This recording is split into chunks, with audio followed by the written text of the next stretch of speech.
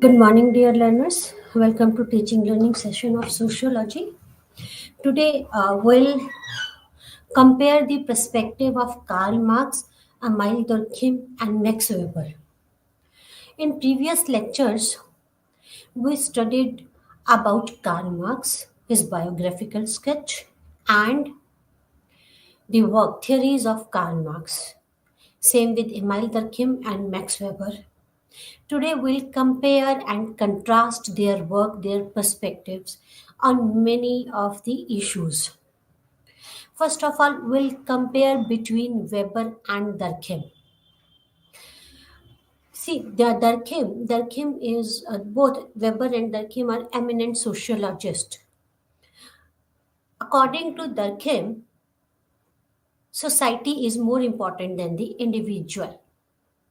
And this solidarity, whether it's a mechanical solidarity or the organic solidarity, is important than the individual's wish.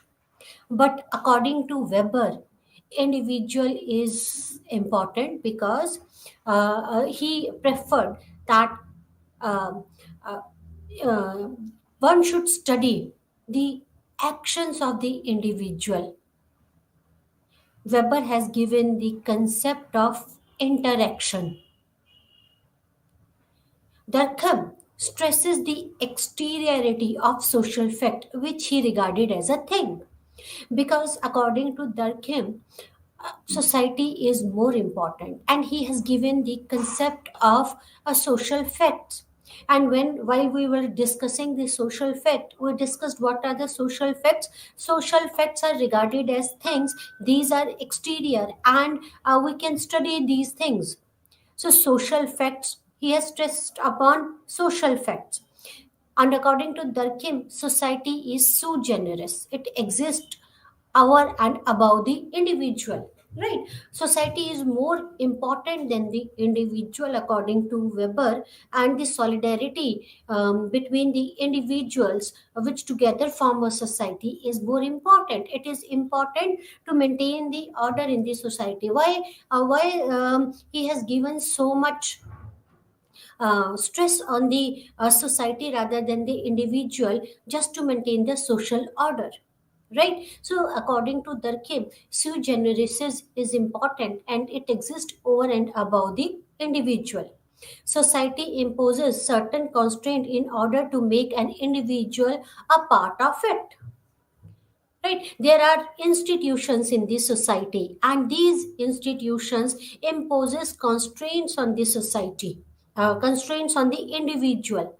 Why the society or the institutions puts the imposes the constraints on the individual just to make the individual a part of it. While Weber focuses on the role of individual as an actor, orienting their behavior pattern in terms of their values and beliefs.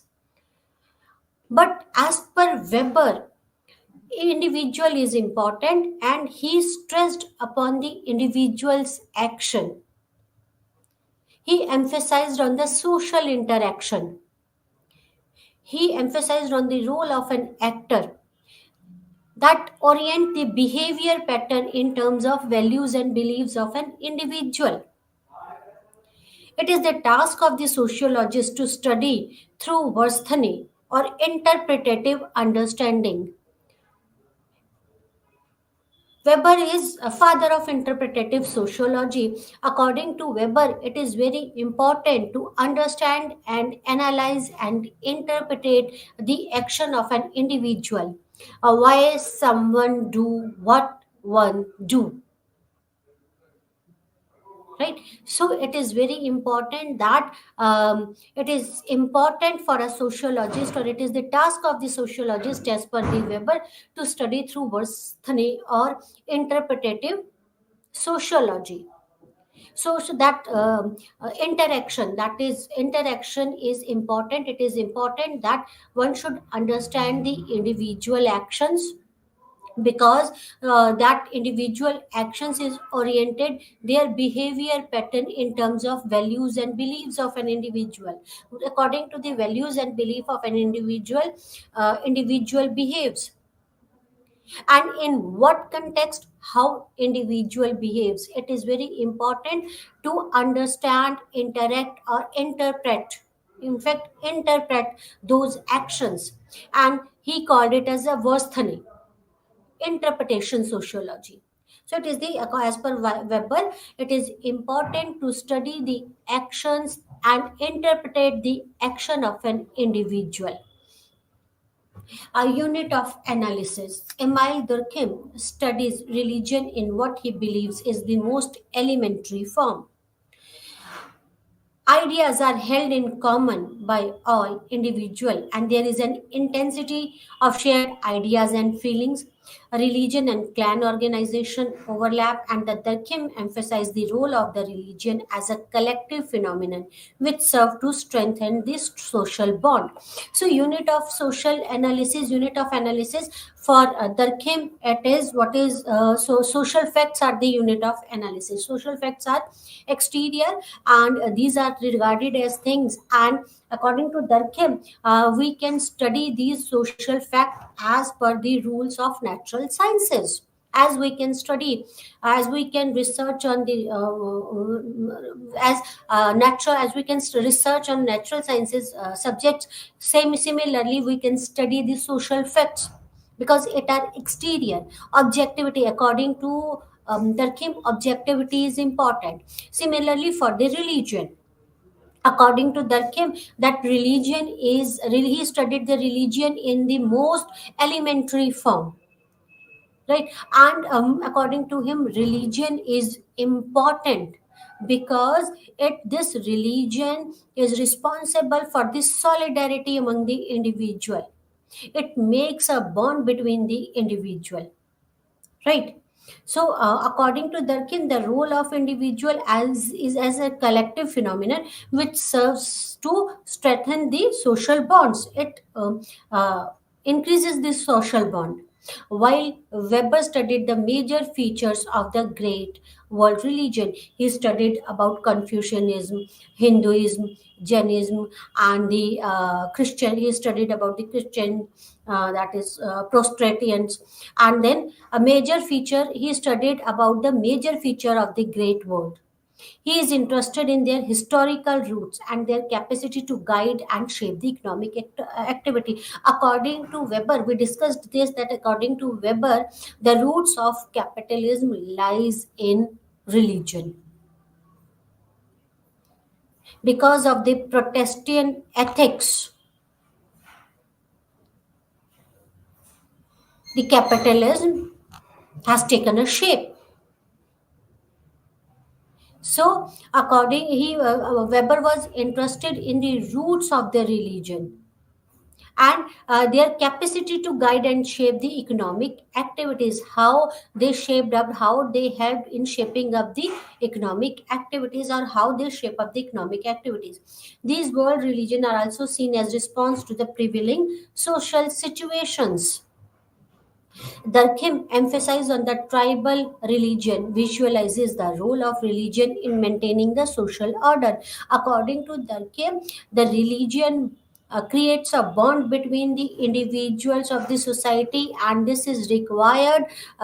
This brings this solidarity among the individual, and this is required to maintain the social order. And Weber analysis look at the creative role of religion in helping to shape the new way of thinking and acting. While according to Durkheim, religion plays an important role in solidarity, and it create to maintain, and it is required to maintain the social order. While Weber studied it, Weber's perspective is, or Weber analyzed the religion as a creative feature, or religion plays a creative role. In what, in what sense the religion plays a creative role? Religion, according to Weber, religion plays a creative role and helps to shape up the new way of thinking and acting, right? The role of religion. Durkheim basically sees religion as expression of collective consciousness. Worshipping the totem is nothing but worshipping the clan itself. Ideas and beliefs cherished by the clan as a whole thus become a part of individual consciousness. So, according to Durkheim, that collective consciousness is more important than the individual consciousness, and this religion is one of the factor which binds the people together. And in this religion, according to Durkheim, religion plays an important role in collective consciousness. And he studied about the totem. According to Durkheim, worshipping totem is nothing but worshipping the clan itself, right? He differentiated between sacred and the profane. The separation between the sacred and profane aspect of a certain way, of certain a profane aspect of the word is mediated through the certain rites. He differentiated between the sacred and the profane.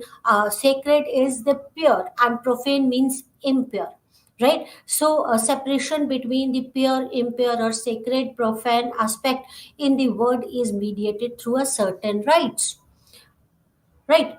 The participation of the whole clan in some important rights help to bring a collective enthusiasm, linking individual into social bonds and making them aware of awesome power of the society. So, according to Durkheim, when the people come together to perform the certain rites, or to celebrate the religious rite, or when they come together, this bring a collective enthusiasm, right?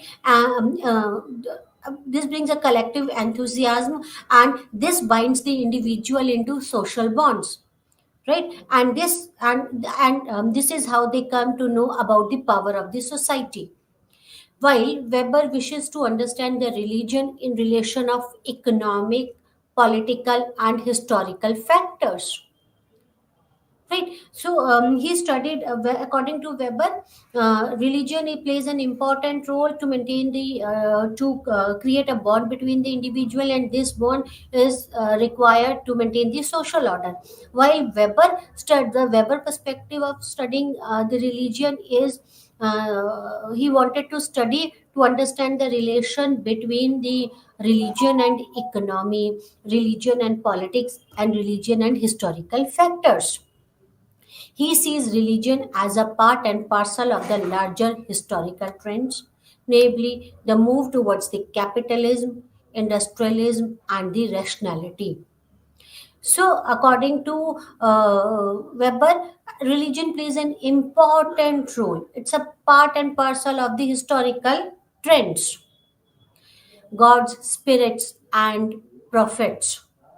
Durkheim denies that religion is concerned with mysterious things, or with God and the spirit.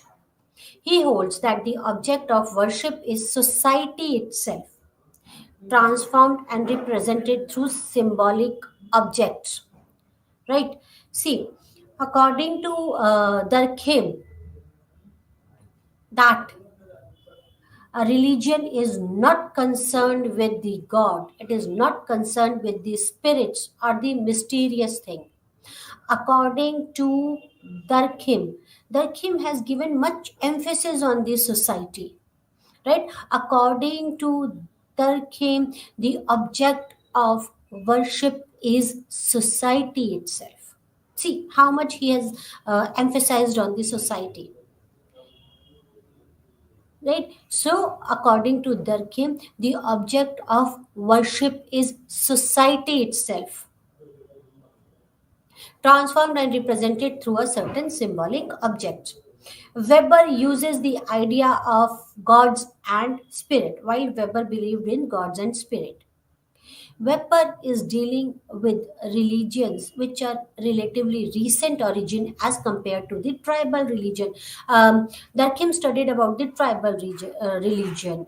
He discussed about the Toteism, right? But Weber, Weber actually deal with. religion which are relatively recent, rather than the as compared to the tribal religions. Like he studied about the Hinduism, he studied about the Confucianism, right? So he studied, or he Weber was dealing with the religion which are actually relatively recent. Okay, these religion expresses a certain personal qualities and displays a certain level of abstraction. When individuals abstract, they engage in symbolic activity. See, as per Weber, the religion expresses the certain personal qualities and displays a certain level of abstraction. When individuals abstract, they engage in symbolic activity. Everyone interprets this religion according to one's wish, and according to the abstraction the individual interact,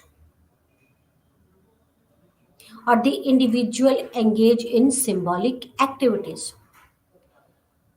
According to Durkheim, that totem is the symbol of clan. Weber take an example of totem, which, while worshipped as a symbol, is an animal that is sacrificially killed and eaten.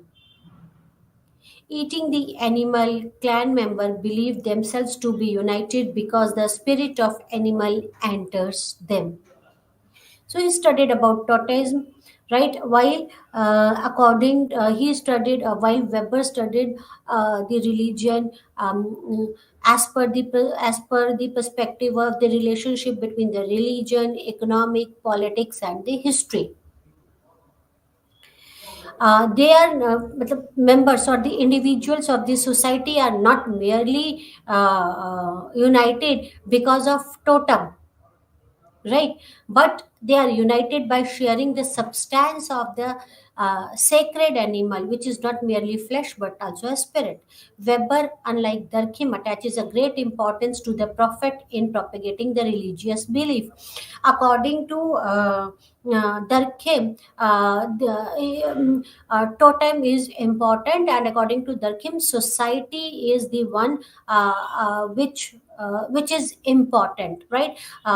He hasn't shown any interest or any belief in the God or something, but according to Weber, God and spirits, he has shown interest in the gods and spirits, and he said, according to Weber, that the prophets plays an important role, or he has attached a great importance to the prophets in propagating the religious belief.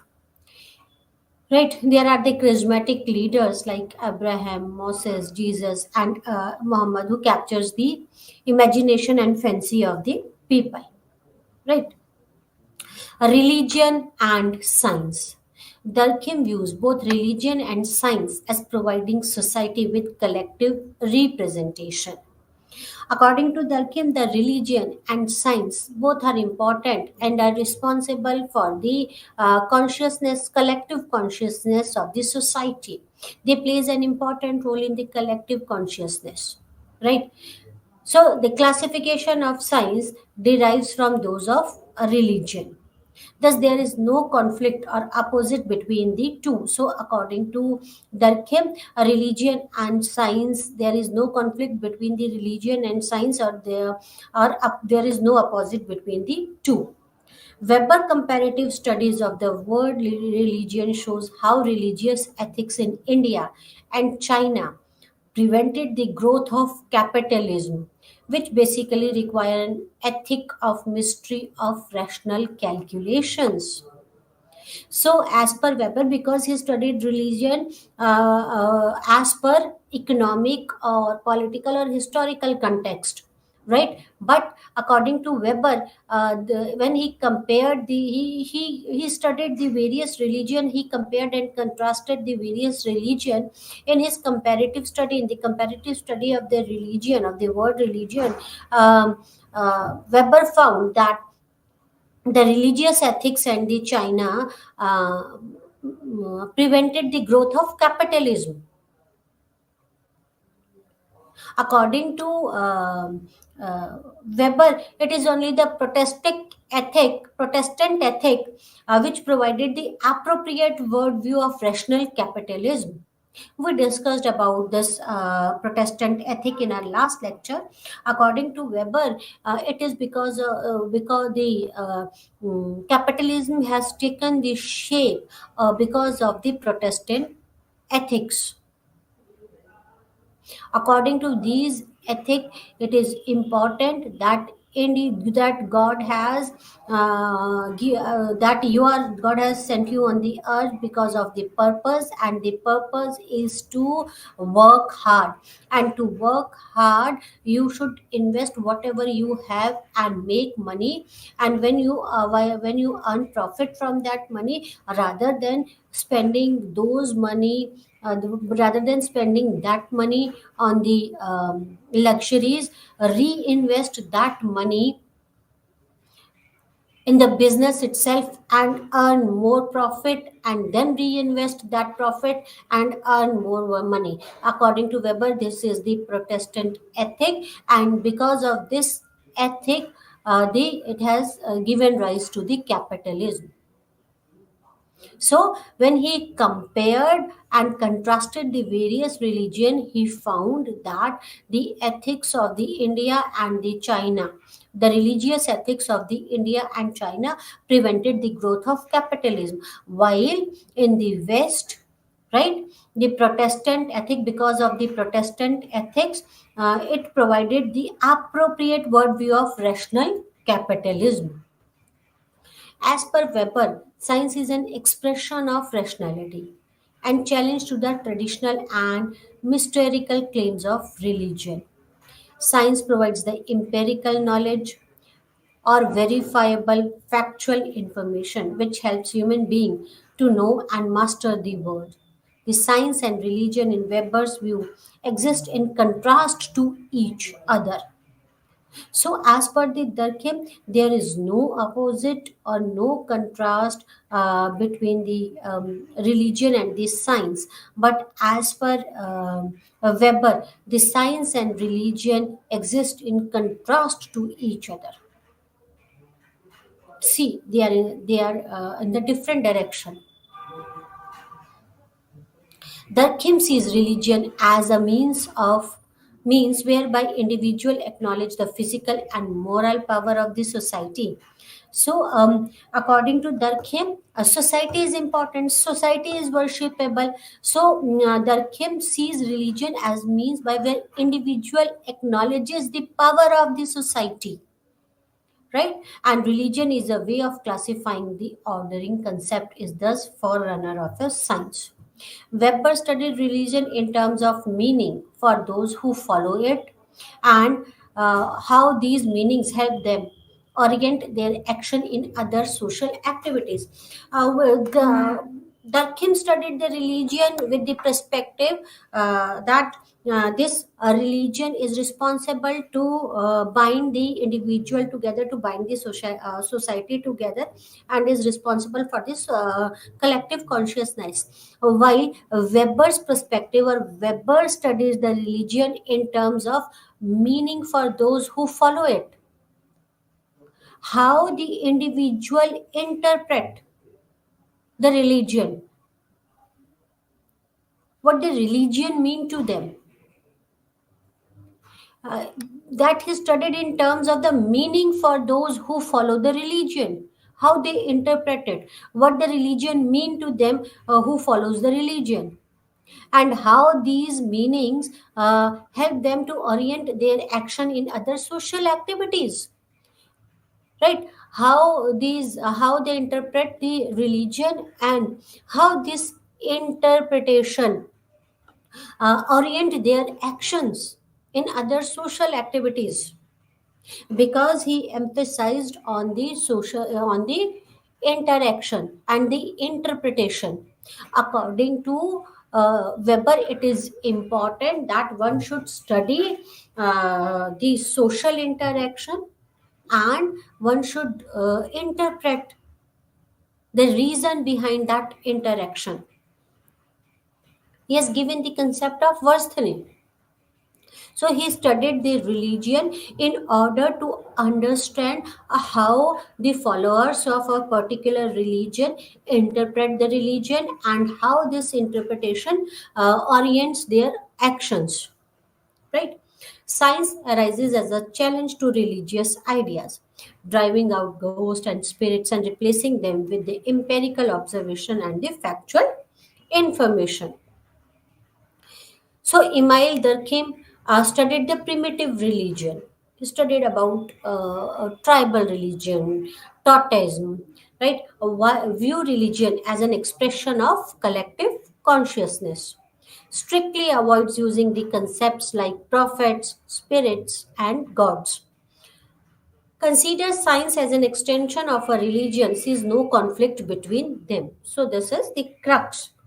And according to the Max Weber, he studied the world religion, views religion in relation to the political, economic, and historical factors, makes use of these concepts and considers science and religion in contrast to each other. He studied how religion is responsible for the orientation of an individual action, right? Economy. Now let's study, compare and contrast their views on economy.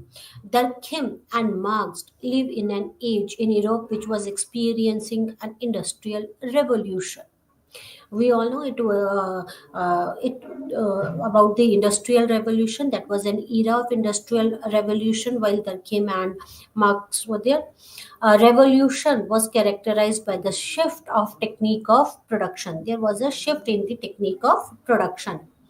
Changes took place not just in the economic sphere. Cities and their population grew, and so did the incidence of poverty, crime, and other social problems. Social stability and order were under threat. The traditional feudal society was crumbling, and the modern industrial world was coming up. See, it was during the industrialization stage. What happened? We all know what happened. That during the industrialization era, or during this period, right? Uh, in the era of industrial revolution, the feudal society has been changed into the capitalistic society, right? So feudal society before the capitalism, before the industrial revolution, people used to live in the rural areas basically, right? And the while there was a shift from a feudal society to the capitalistic society because of the industrial revolution, the masters who owns the land started their industries in bigger cities. They invested their money in the industry so that they can earn more profits, right? And this is and now rather than paying attention to the agriculture, right, they shifted their attention to the industries, right? Now this is how the feudal society has been changed into the capitalistic society, as masters have no, master has stopped giving attention towards the agriculture. Those who were working for the masters on the lands of the master, they were starving, right? They started migrating to the cities, right? Because they were suffering from the poverty in the rural areas, while they started shifting from rural background to from rural areas to these cities, right? The population in these cities grow, and this has led to a problem. This has given rise to a problem of slums, right? Because and they started living in the pathetic conditions, right? Their conditions were very bad. They started working in the industries. There were uh, there were no they were supposed to work for hours. There were no working fixed working hours, and this has led to the growth of the slums and many other issues, right? So as per this is what was happening during that era, right? So they studied about this that Marx and the Durkheim saw all those things, right? So the changes took place not just in the economic sphere but in the personal life of the individual, right? Cities and their population grew because of migration from rural background to these cities, and did the incidence of the poverty and crime and other social problems. And because they started migrating from the rural background to these cities, this has given rise to the slums. And they were working hard but still not able to earn money, right? Their wages were very low, and this has given rise to the crimes and other social problem. Social stability and order were under threat because of rise in the crime rate, and because of other social problem, that is social stability and order were under threat. The traditional feudal society was crumbling and the modern industrial world was coming into being, right? The feudal society was crumbling. So there was and then the concept of division of labor has come up. The concept of division of labor was systematically discussed by a Scottish economist, Adam Smith, in his work Wealth of Nation in 1776. Smith felt that division of labor was the primary source of economic progress. According to Smith, if someone wants to progress economically, it is important that there should be the division of labor. It was the vehicle through which economic development would advance. Now, Durkheim borrowed this concept, the division of labor concept, from this Smith. So, Durkheim's view on the division of labor, Durkheim's major concern as a sociologist was theme of social order and integration, because there was during the time of Durkheim there was much chaos in the society, right? There was no social order, right? So the main concern of the sociologist of that time was to maintain the social order and the social integration. According to Durkheim, the basis or focus of social integration differs in the pre-industrial and the post-industrial society. So that is why they have given much emphasis on this society. And as per Durkheim, the social integration in the pre-industrial are the social forces, the forces for the for social integration is different in the pre-industrial and the post-industrial societies. He demonstrated how the process of occupational specialization or division of labor helps to integrate the society where heterogeneity or differentiation and complexity are to be found. See, according to Durkheim, society is important, and it is important to keep the society together. In the pre-industrial society, as per Durkheim, it is organic solidarity which binds the people together. There was no division of labor because the society was homogeneous type of a society. Homogeneous type of the society means the skill set of each and every individual are more or less similar, right? So they were not dependent on each other because of division of labor, because they need each other, because their skill sets are similar, but they are dependent on each other because of the collective consciousness, because there was a we feeling, and they have some common things between them, so they were binded together because of the collective consciousness. And it could be the collective consciousness could be religion plays an important role in collective consciousness, right? So Durkheim called it as a organic solidarity. But in post-industrial area, right, post-industrial society, the skill set of the individuals were not similar. There was a division of labor, or there was the occupational specialization, right?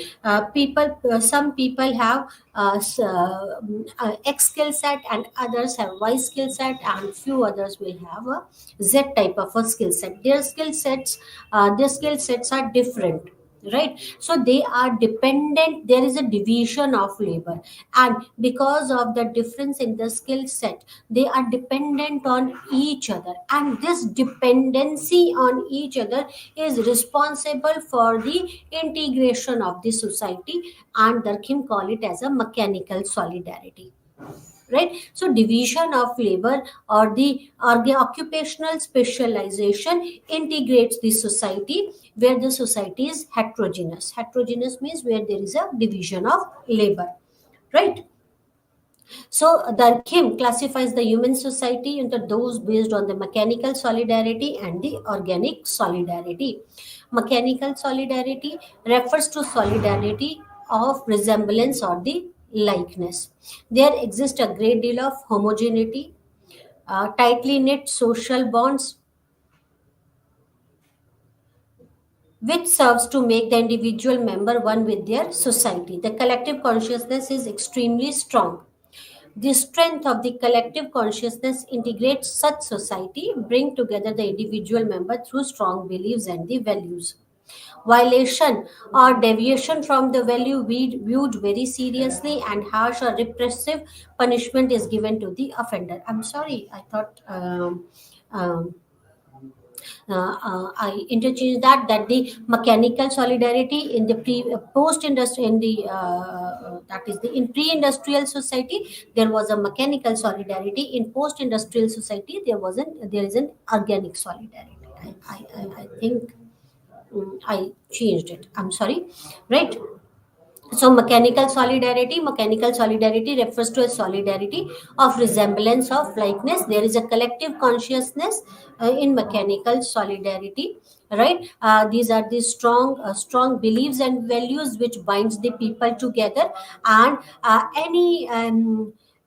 that any violation or deviation from these values are viewed very seriously, and harsh or repressive punishment is given to the offender, so that no one can dare to think to violate those roles or values or the beliefs, right? Individual differences are extremely limited, and division of labor is relatively simple level. In such society, individual conscious is merged with the collective conscious. So in mechanical solidarity, individuals are not important, but the society is important. While organic solidarity is, the Kim means a solidarity based on the difference and complement clarity of the differences. Division of labor is very important aspects of such society, because the skill set of the individual differs from each other. A society based on the organic solidarity is one where heterogeneity, differentiation, and the variety exist. In such society, the strength of collective consciousness lessens, and individual consciousness becomes more and more distinct and more easily distinguished from the collective consciousness. Individualism become increasingly valued. The kind of grip that social norms have on individual in mechanical solidarity loosens. Individual autonomy and personal freedom become important in organic solidarity. So, in organic solidarity, although the collective consciousness goes down, the individual consciousness has given more importance, right? Collect rather than the collective consciousness, and there is a division of labors, and the grip of the social norms and values in mechanical solidarity loosens, right? So I hope it is clear what is organic solidarity and the mechanical solidarity. Abnormal form of division of labor. Although division of labor is an important aspect of the heterogeneous society, but there are certain abnormal forms of division of labor. First is anomy. This term means a state of normlessness. Material life changes rapidly, but the rules, norms, value do not keep pace with it. There seems to be a total breakdown of the rules and the norms. So this is the abnormal form of division of labor. Anomy. Anomy means normlessness. There are no norms, no values. A materialistic life changes rapidly, but norms and values cannot keep pace with it. There seems to be a total breakdown of rules and the norms. In the work sphere, this reflects the conflict between the labor, management, regarding the meaningless work, and growing the class conflict.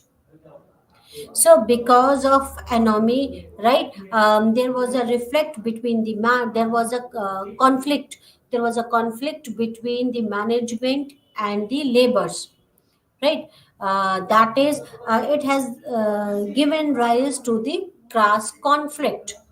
Individuals are working and producing but fail to see any meaning in what they are doing. Alienated, alienation. They don't, they are producing the things, they are working and producing, but they feel alienated from their produce. They don't have any attachment with their produce, right? Then anomy, then comes the inequality. Inequality is, this can be very frustrating to those who want to do more satisfying or rewarding jobs but cannot have access to the proper opportunities, right? Opportunities, because of less opportunities, people don't get what they want. Inequality fails to produce a long lasting solidarity.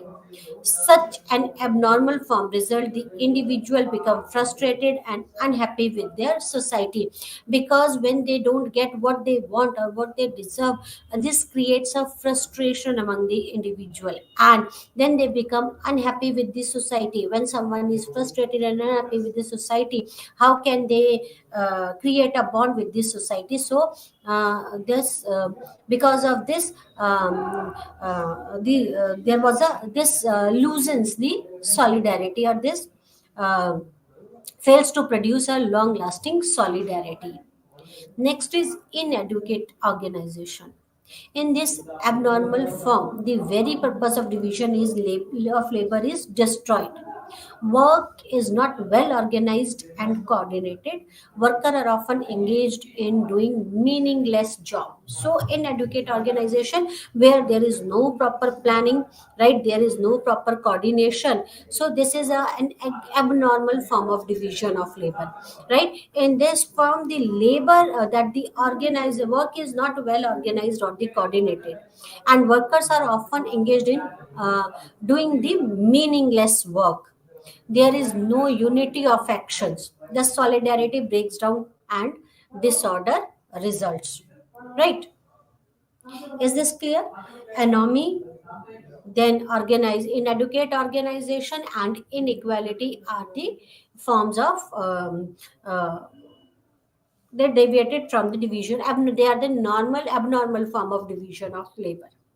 That was the Durkheim's view of division of labor. Now the Marx view on division of labor. What is the Marx view on division of labor? Marx pinpoint the two type of division of labor: social division of labor and division of labor in manufacture. Social division of labor.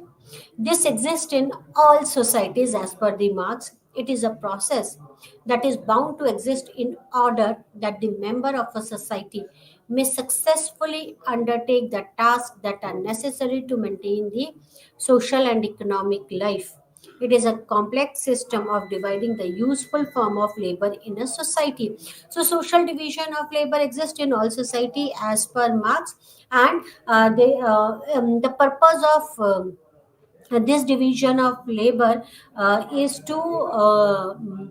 that the members of the society may successfully undertake the task that are necessary to maintain the social and economic life. So everyone should take the task which are actually required to maintain the social and the economic life. So there should be a division of labor. Some individual produces food, some produces handicraft, weapons, and so on, because each and everything is important and it is required for the social and the economic growth of the society. So this type of a division, when the people undertake this the task which undertake the task which are necessary for the development of the society and the economy, right?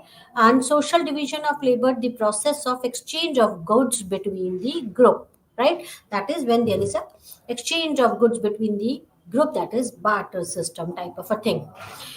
Then division of labor in industrial or manufacture, this process, which is prevalent in the industrial societies where capitalism and the factory system exist, while the social division of labor in the social context, that is the social division of labor existed at the pre-industrial society, where people produces different things, and then there was a barter system, they exchange commodity for commodity.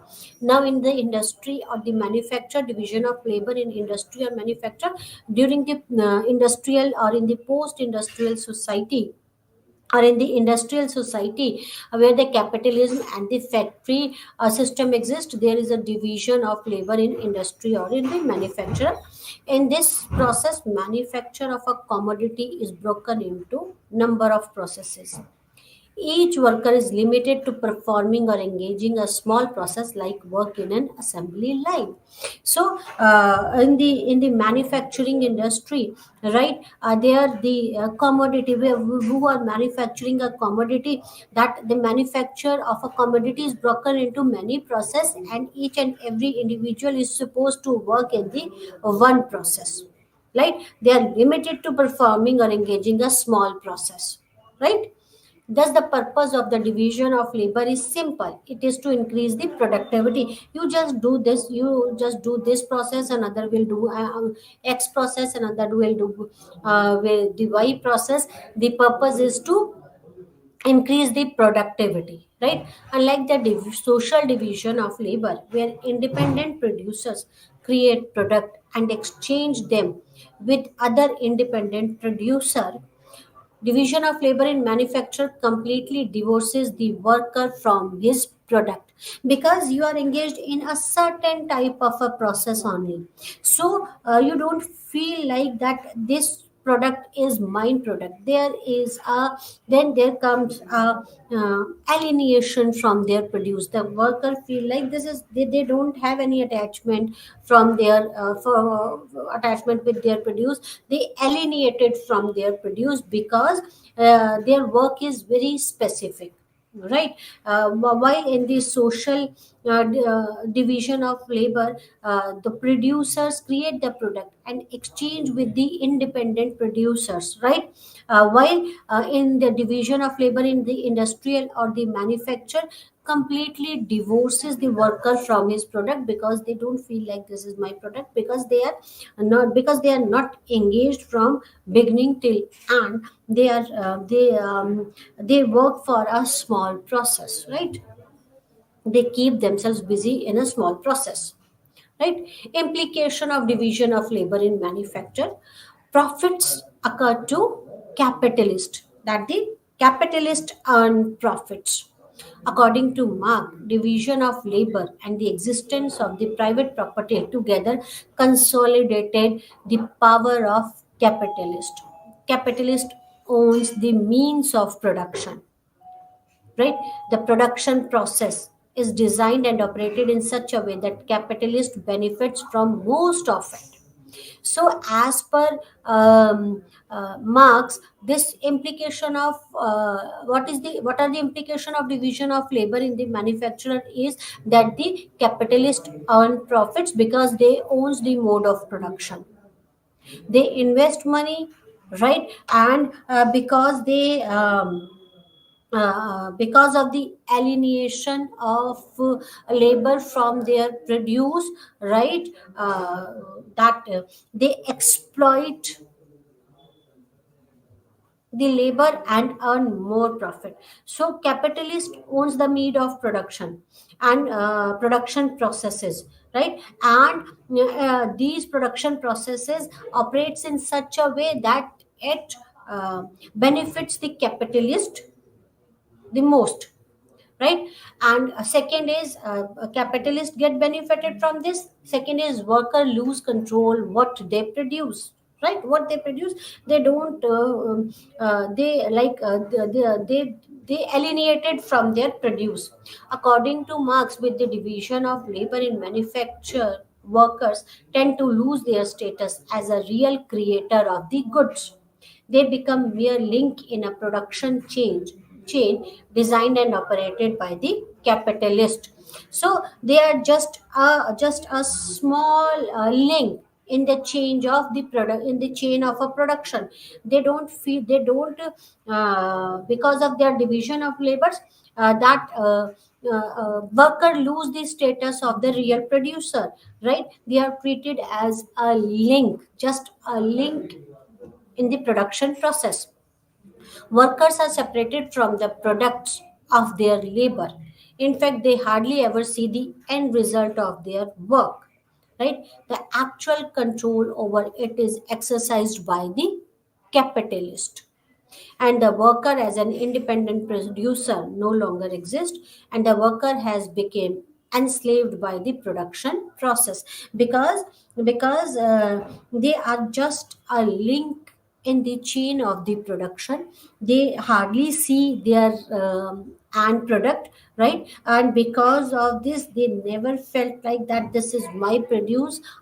They alienated from their produce, and the owner of that produce becomes the capitalist invest, produce, the worker produces, but at the end the final product goes to the capitalist sell that product and earns that profit. The capitalist owns that product which has been produced by the worker, and in the process of this manufacturing, the worker has been alienated from their produce, and the worker lose control over what over their produce, and the capitalist owns that product, right? Dehumanization of working class. The next problem was of division of labor was the dehumanization of the working class. Worker become the supplier of labor power, which is needed for the production. The worker's individual personality, needs, and desire means nothing to the capitalist, right? The capitalist looks the worker as just individual. Their desires, their needs, their personality, nothing means to the capitalist, right? The working class is thus stripped of humanness, and the labor power become a mere commodity purchased by the labor, by the capitalist, right? So according to Marx, the implication of division of labor is that the dehumanization of the working class. Capitalists see the worker as a mere commodity, right? They look labor as a mere commodity which helps in the production, and they pay for their labor. They are the commodity for the labors, and they don't bother about the personality needs and desire of the individual worker, right? Okay.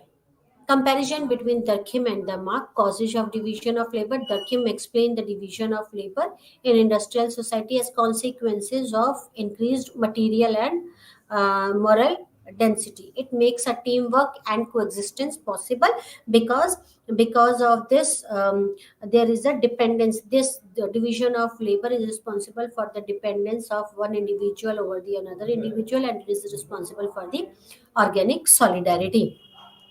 Marx too considered the division of labor in manufacturing a feature of industrial society. But unlike Durkheim, he does not see a means of cooperation and coexistence.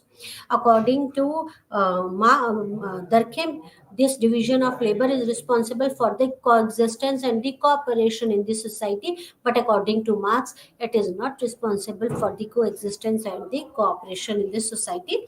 Rather, Marx view it as a process forced upon the worker in order the capitalist extract the profit. This, according to Marx, the capitalist forced this process on the workers so that they can earn profit, right? In normal situation, the division of labor contributes to the social integration by giving each individual a specialized activity to perform. Each can develop his or her power of creativity and innovation in her specialized task. But as per Durkheim, it gave rise to the specialization so that they can refine their creativity and innovate in his or her specialized task. But as per Marx, the Marx sees division of labor as a process imposed on the worker by the capitalist. Why? Right? He sees and because of this imposition it leads to dehumanization of the workforce and dehumanization of the workforce because capitalists don't bother about about the needs and wants of the workers, their personality, their personal needs, the wants of the workers. And this division of labor resulted in alienation of workers from their produce, and workers are reduced mere to things rather than the individual, right? And their creativity, control over their creation is taken away by the capitalist because they are considered as a link in the chain of production. So because they hardly sees their produce, they don't feel like that this is their produce, and they alienated from their produce, right? Solutions of the problems related to division of labor. So as per Durkheim, anome can be handled by making worker conscious of their role in the society and by making them feel organically involved with the life of this society, right? According to Marx, capitalism is itself a problem. The way out is through revolution. We discussed about the class conflict theory. According to Marx, when this worker class will become conscious about their needs, about their rights, about their wants, they will throw out of this capitalist and will and then will give rise to a society that he named as a communism, right? We discussed about this. The way is according to Marx, the revolution is the way through which worker can gain control over the means of production, and they will then organize and operate the production process in such a manner that dehumanization and alienation will become the thing of the past, right?